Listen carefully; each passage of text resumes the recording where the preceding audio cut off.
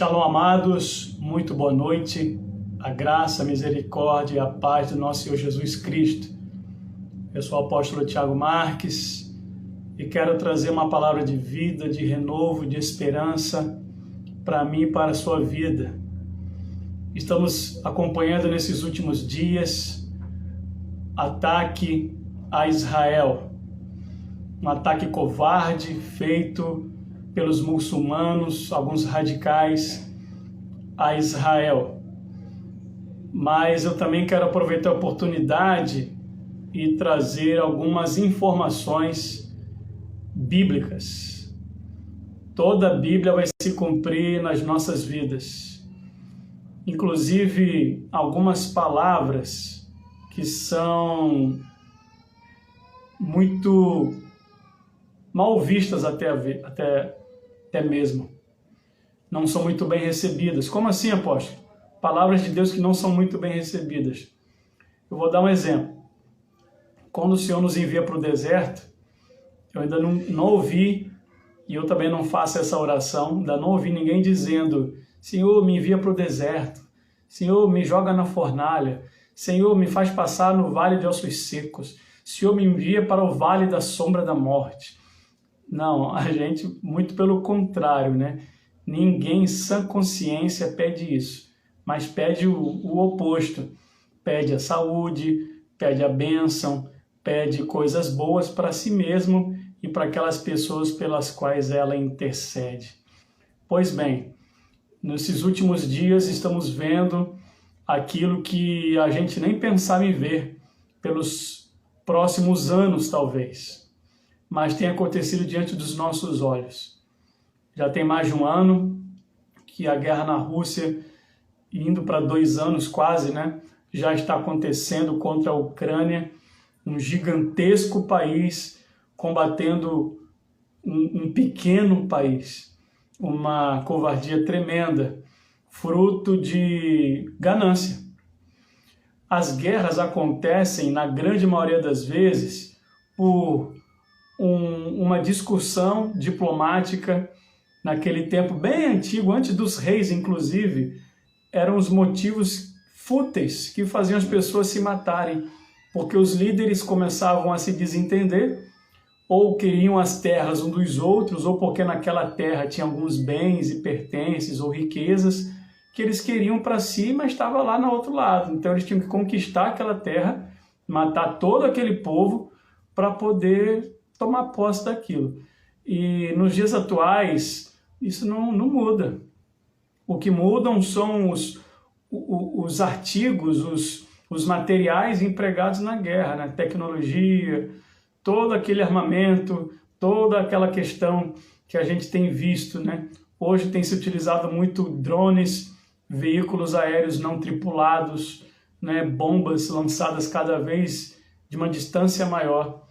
Enfim, a inteligência, a contra-inteligência, tudo isso daí tem expandido e se desenvolvido de maneira acelerada e desenfreada.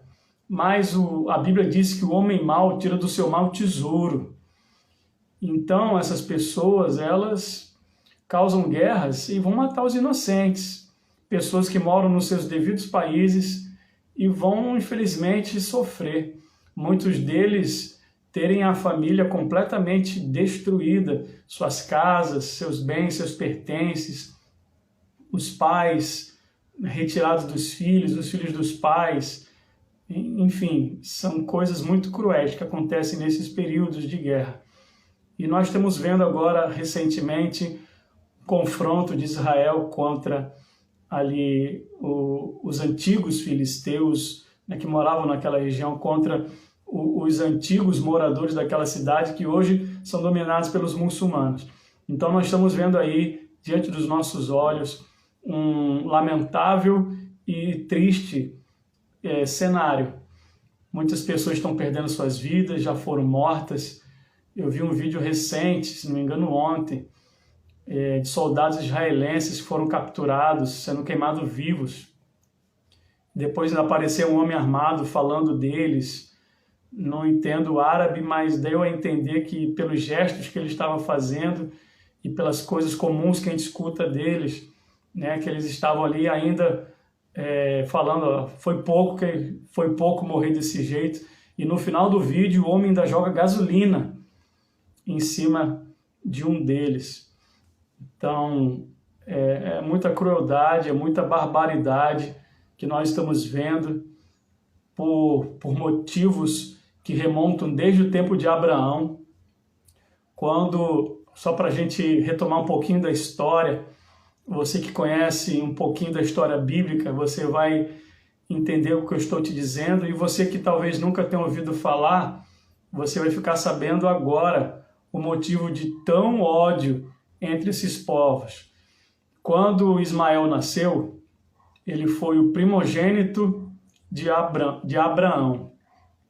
Só que ele não era o filho tão esperado da promessa. Por que, apóstolo? Apesar dele ter sido o primeiro, ele deveria assumir a promessa. Ele deveria ter sido o filho da promessa. Sim e não. Sim, vendo com os olhos físicos, carnais e humanos, porque veio primeiro. E não porque Deus já havia determinado que o filho da promessa não nasceria de uma mulher diferente de Sara. Então, Ismael não nasceu de Sara. Ismael nasceu de uma ex-serva dele, né, que foi depois rejeitada e abandonada e expulsa, Agar. Quando ele foi para o Egito, Sara tomou para si Agar, a egípcia, e passou a viver com eles. Então, num certo momento, a própria Sara fala para Abraão, olha, te deita com ela, porque se ela engravidar, vai ser como se fosse meu e teu. Né? Então, a cultura daquela época era assim, era, entre aspas, uma barriga de aluguel, mas eles consideravam que era o filho do casal. Então, era uma questão cultural. Então, hoje, né, a gente sabe que as coisas são bem diferentes. Né? O direito, tem o direito da criança, tem o direito da mãe, né, que gerou e deu à luz ali. Então, as coisas são bem diferentes hoje. Mas, por que ainda existe esse ódio cruel entre esses povos? Quando Abraão expulsa Agar e Ismael, a Bíblia fala que Agar estava no deserto e eles estavam ali completamente em estado de sobrevivência. Agar se afastou do próprio filho e falou assim, ó, eu vou me afastar dele porque eu não quero ouvi-lo chorar e morrer. E enquanto ela se afasta do próprio filho, que estava ali, né, em angústia, morrendo de sede, de calor e aquela coisa toda, Agar está chorando, está desolada, está com sentimento de revolta, está com os nervos à flor da pele. E Deus manda um anjo para consolá-la e libera uma palavra de promessa para ela. A palavra foi, ele não morrerá. Ele não morrerá. Na verdade, ele será grande, dele será um grande povo. Ele será contra todos e todos serão contra ele. Então, durante todos esses milênios, né, o povo muçulmano foi cultivando um ódio contra Israel, seu irmão mais novo. Então, é uma briga de família. Assim como Edom, né, vieram os edomitas, vieram de Ló, assim como os moabitas, os moabes vieram de Ló, né? Então, é uma briga de família. O Oriente Médio foi dominado pelas famílias abraâmicas, pelos descendentes de Abraão. Então, toda aquela região em confronto até os dias de hoje é uma briga de família, descendentes de Abraão, que vieram também até do seu irmão, né? Ló era sobrinho de Abraão. Então, ali nós temos Esaú, os descendentes de Esaú, nós temos os descendentes de Ló, nós temos os descendentes de Abraão, que são Ismael e Israel. Então, nós temos dois dos principais povos guerreando até os dias de hoje. Quando isso vai parar, apóstolo? Quando Jesus voltar. Quando Jesus voltar, literalmente, para resgatar o seu povo de um dos últimos grandes ataques feitos contra Israel, a Bíblia diz que ele mesmo vai pisar na cidade e vai colocar fim à guerra. Aí não vai ter mais guerra, mas vai ter um breve período de tempo, que a Bíblia fala de uma semana, transliterando lá no livro de Daniel, capítulo 9, transliterando uma semana, que são 7 dias, em cada dia representando um ano. Então, 7 anos de uma possível paz e segurança, como os governos mundiais sempre falam. Quando houver paz e segurança, atentai, porque repentinamente virá grande destruição. Então, durante esses 7 anos, o filho da abominação, como diz a própria Bíblia, o anticristo, como nós o conhecemos, ele, no meio da aliança, no meio dos 7 anos, ele desfará a aliança, e depois dos 3 anos e meio cumpridos, se passados, ele vai declarar Israel como o único inimigo do seu governo.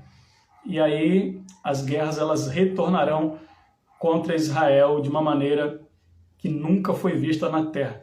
Então, antes deste momento, outros confrontos existirão, como esse.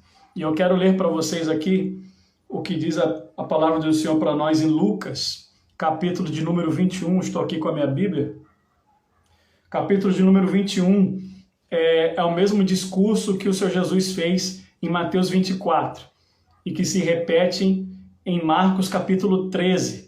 E Lucas ele vai dar também a sua explicação com alguns pequenos detalhes. Logicamente que uma carta, um evangelho não é a cópia exata do outro, mas em alguns a gente tem umas referências detalhadas, outros um pouco omitidas, mas o que importa é que a essência do discurso é a mesma. E eu quero compartilhar com a amada igreja, e para você que está ouvindo essa mensagem, Lucas capítulo 21, versículo 20, ele diz: quando virdes Jerusalém sitiada de exércitos, sabei que está próxima a sua desolação. Então, esse confronto está acontecendo também, mais uma vez, na área das fronteiras ou um pouco mais para dentro já de Israel. Então, eles adentraram algumas comunidades judaicas, né, que a grande maioria era desarmada, eles não tinham o hábito de ter armas, não fortificaram suas instalações, seus condomínios, e a grande maioria desses lugares foram invadidos por muçulmanos que trabalhavam lá, como caseiros, limpadores de piscinas, jardineiros, né? E até trabalhadores domésticos. Enfim, foi esse um plano já elaborado com certeza há muitos anos para chegar nesse ponto que nós estamos vendo hoje. Então, o serviço de inteligência deles, né, de contra-inteligência, trabalhou durante muito tempo para chegar até esse ponto. E nós temos visto aí a crueldade com que eles estão fazendo os seus atos, né? Matando crianças, matando pessoas inocentes, civis que não pegam em armas, que não oferecem nenhum tipo de risco, crianças sendo estupradas, lançadas à beira da pista quando não são mortas. E hoje estamos vendo um cenário de guerra já iniciado. E já foi declarada guerra contra o Estado muçulmano, e essa questão realmente já está também diante do Senhor, porque aquele que protege Israel e as nossas vidas, ele não dorme, ele não descansa, ele mantém os olhos atentos para o seu povo. Então, de repente, o Senhor vai entrar nesta guerra junto com o exército de Israel. Então aqui o Senhor nos diz que quando Jerusalém for sitiada, ou seja, quando todas as defesas das fronteiras de Israel, das outras cidades, dos outros lugares fortificados forem todos conquistados pelos inimigos e chegarem em Jerusalém e dominarem ali todo o cerco, todo sitiar é dominar ao redor. Tá? A palavra sitiar significa conquistar toda a circunvizinhança de um lugar que quer se conquistar. Então, quando Jerusalém for sitiada, cercada de exércitos, saberemos que é um momento de grande desolação. Enquanto isso não acontece, nós iremos ver, infelizmente, outros vários confrontos como esse, várias pequenas guerras. Então, eu me lembro que eu estava ali na mesa com a minha esposa e nossos filhos, iniciando uma campanha, por isso que eu estou vestido com a minha roupa de pano de saco, também apresentando Israel. Estávamos comentando sobre quando o povo de Israel foi dado direito a eles, depois da Segunda Guerra, depois do período do Holocausto, de toda aquela matança cruel de Hitler, seus feitos abomináveis diante do Senhor, foi dado, a ONU autorizou que ninguém mais atacasse os israelitas, os judeus, para que eles pudessem voltar para suas casas sãos, salvos em segurança daqueles que ainda estavam vivos. Muitas pessoas estavam mutiladas, muitas pessoas estavam sem parte do seu corpo, porque foram alvos de experimentos onde eles eram colocados em câmaras, onde eles eram colocados por experimentos abomináveis, experimentos que matavam milhões de judeus, além dos campos de concentração. Então eles tinham prazer em ver os judeus morrendo com todo tipo de experimentos e mortes diferentes. Muitos filhos, milhões de filhos, ficaram sem seus pais e vice-versa. Famílias foram separadas e muitas delas nunca mais se reencontraram. E um período que os céus choraram pelos filhos de Israel. E eu quero trazer aqui, irmãos, um fato histórico que não é colocado em livros da história, principalmente no Ocidente, onde nós desconhecemos os assuntos mais importantes para as nossas vidas, que são relacionados ao país, ao único país da face da terra que é o termômetro do relógio de Deus. A atenção do Senhor sobre a face da terra, ela começa por Israel. Não se engane. Existem muitas frases até tolas de pessoas que dizem Deus é brasileiro, e vários outros tipos de frases populares que chegam algumas até a ser blasfêmias. Não se engane, amado ouvinte, Deus, ele olha primeiro para Israel. Foi assim desde Moisés, quando ele estabeleceu o seu povo, e ele disse para os filhos de Levi: eles são o meu primogênito dentre os povos. A gente não ouve esta mensagem, Deus falando claramente assim para o próprio Abraão. Mas quando Moisés, por ordem do Espírito Santo, vai separar os sacerdotes e o sumo sacerdote, ele levanta a família de Levi como uma família sumo sacerdotal, e Arão é o primeiro sumo sacerdote e os seus filhos, os primeiros sacerdotes. Então ali ele deixa claramente para nós que a atenção dele para todos os outros povos começa com o povo de Israel. E quando eles saíram daquele ambiente de matança lá da Europa e dos outros países, a ONU autorizou os israelitas, os judeus, voltarem para a Judéia, para a região de Jerusalém, inclusive, para recomeçarem suas vidas. Logicamente, eles não tinham mais suas casas, logicamente, eles não tinham mais seus pertences, não tinham carro, não tinham animais, não tinham riquezas, não tinham seus bens, estavam sem a sua própria dignidade. A grande maioria carregava só a roupa do corpo, roupas rasgadas, roupas fedidas, roupas poídas, porque eles não tinham nada.